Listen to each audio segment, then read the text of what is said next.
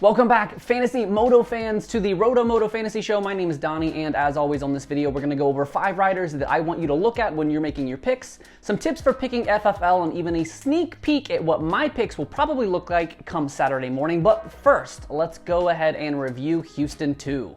15,022 players set their lineup for Houston 2, of which 7,741 paid to be a member of the Championship League. A perfect team for H2 would have included Eli Tomac, Luke Neese, Jeremy Hand, and Kyle Chisholm, and would have brought home 312 points. Throw in both FFLs and you would be looking at 342 points. Nobody got even close to that, however. The FFLs were very brutal at H2 as the 250 class, 3 out of 10 players picked to go with an FFL, and only 5%, about 250 people total, managed to get it right with Jet Lawrence. The 450s were even worse. 27% of players all opted to pick it, and only 1%, or roughly 40 people, went with Chase Sexton to lead that first lap.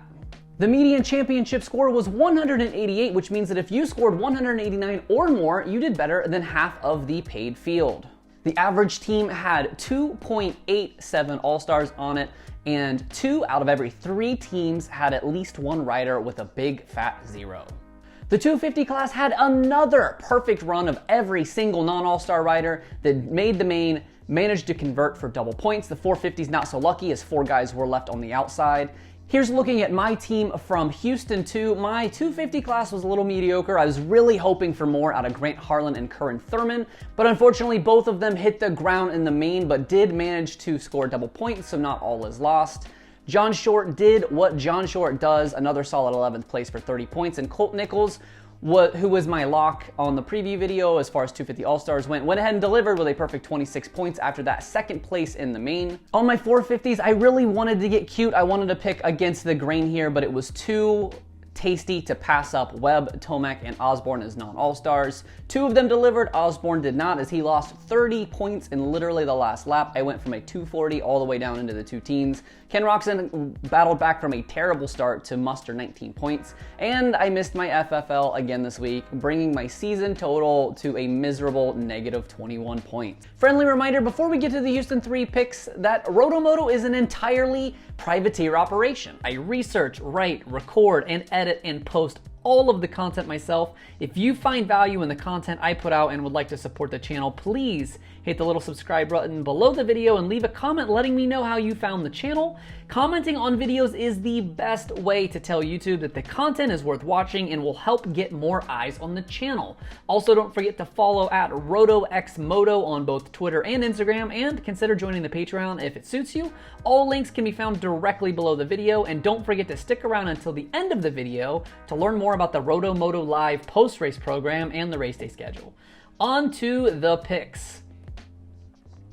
The first 250 rider to look at for Houston 3 is for your all-star spot. Take a look at RJ Hampshire. The Rockstar Husqvarna rider was on his way to a solid podium finish when Austin Forkner got just a little too frisky and took them both down in a bull turn about midway through the race. Despite the impact, he was able to get up and remount his Husky relatively quickly and recover for a 9th place finish. This obviously raised his handicap a tick, and at a 4, I think RJ is in a great position to max out here. He's very clearly one of the top 5 guys in the class, and his starts have been dialed in both the heats and the mains all season, meaning he should be out in front of all the trouble, as long as the trouble doesn't find his inside peg right after a rhythm.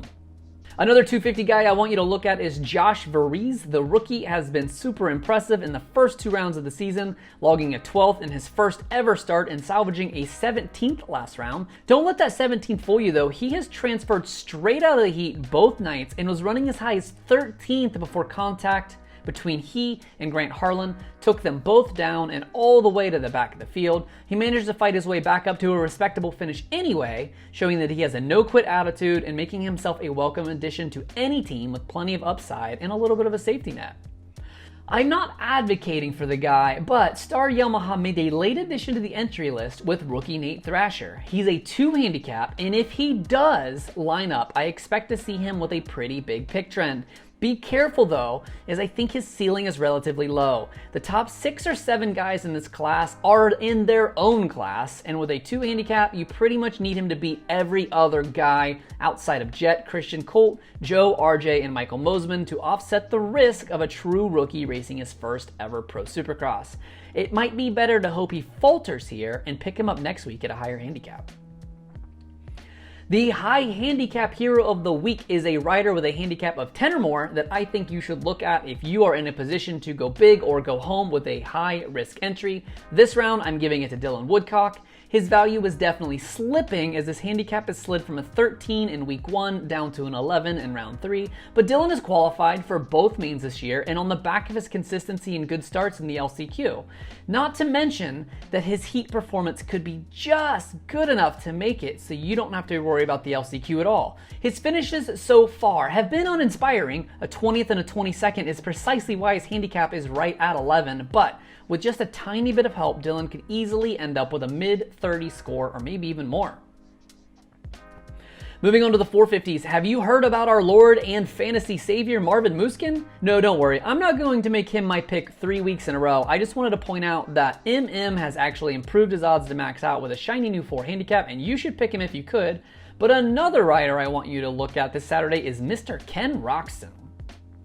Ken's day wasn't the best as he was only able to salvage a 5th at H2, which was good enough for him to nab the red plate from Justin Barcia. At least it would have been if he and 3 other riders weren't issued a penalty after the race. The factory Honda rider now sits just 3 points back, but that's only good enough for 5th in the standing in this incredibly stacked field. Between Roczen, Chase, Brayton, and Vince Friese, the 2021 Honda 450 is no joke, and with his impressive first lap prowess, I expect to see Kenny hungry, aggressive, and out in clean air early for the 3rd round in Houston.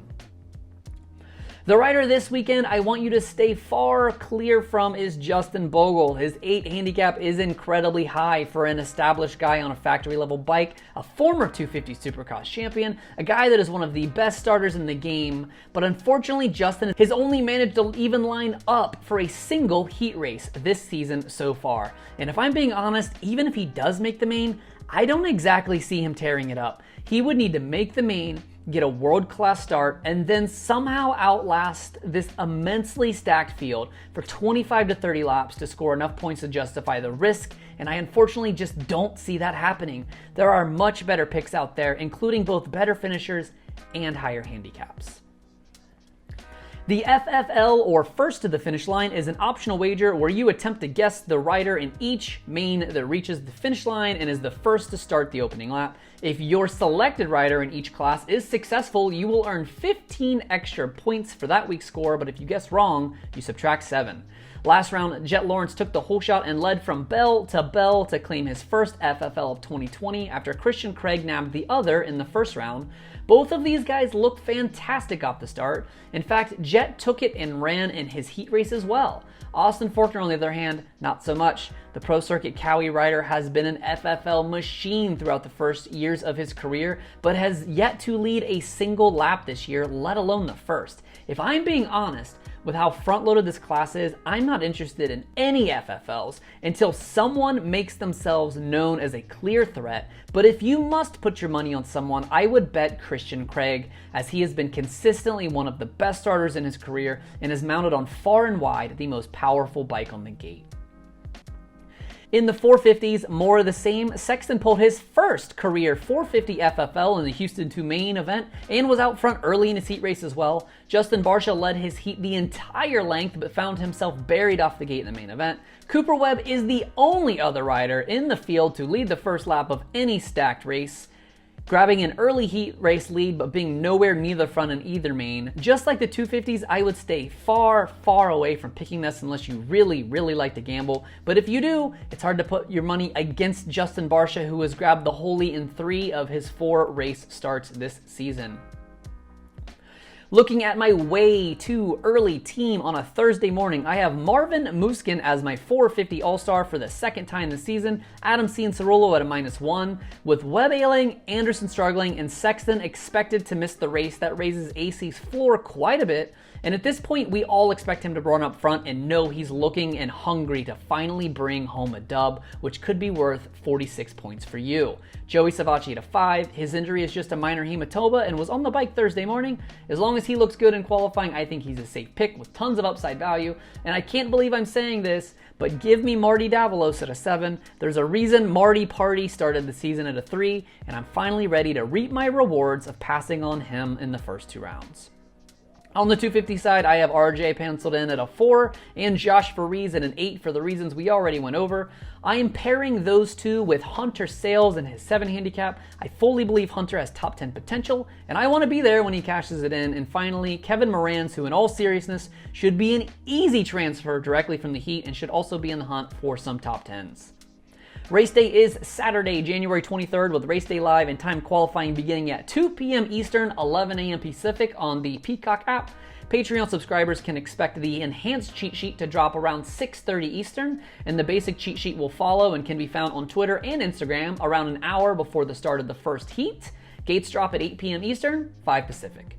And after the race on Saturday, don't forget to join us for the Roto Moto live after show on YouTube. We've done this twice now, immediately after the podium interviews, and the turnout was great. I really love hanging out and chatting with you. So head on back after the night show and talk some trash or just talk some moto. We should be starting at around 11 Eastern, 8 Pacific. Don't forget to follow at RotoXMoto on Twitter and Instagram so that you can have access to those cheat sheets that drop about an hour before the gates do, and for qualifying insights, injury reports, and some race feed stats and banter. And for even more valuable Fantasy Moto content, please consider subscribing to the Roto Moto Patreon, where you can have access to the enhanced cheat sheet, which is loaded with so much race day data, a podcast every round that reviews all of the handicaps as soon as they're released, and access to a private Roto Moto Discord server where you can have extra help from the Roto community in making smart picks every single round. A big thanks to the already existing Patreon members, good people like Samantha M, Cora L, and Joey S. This channel would not be possible without people like you. As always, thank you so much for watching Roto Moto. My name is Donnie, and I will see you on race day.